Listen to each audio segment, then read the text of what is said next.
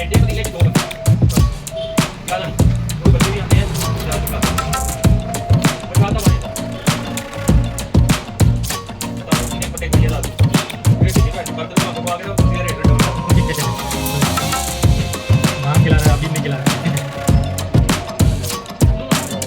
2 साल पहले की बात है उनके मंगाए ठीक है उनके ना 2 पैकेट मंगाए हमने 5 पेटी में आ गई जो ये वाली बड़ी पैकेट थी वो 5 पेटी मैंने रख दिया था एक पेटी बोली दूसरी बोली अच्छा बेटे भी कब होती बात है कि खाली उससे आ रहे हैं तो चौथी पेटी बोली वो खाली खाली हो गई मेरे मन में आया कि खत्म हो गया ना वीडियो से लगे मतलब कमेंट पेटी की भरी है नहीं जाता ठीक है ये वाली दोबारा करते हैं कमी जाने ठीक है मैं तेरे को बता देता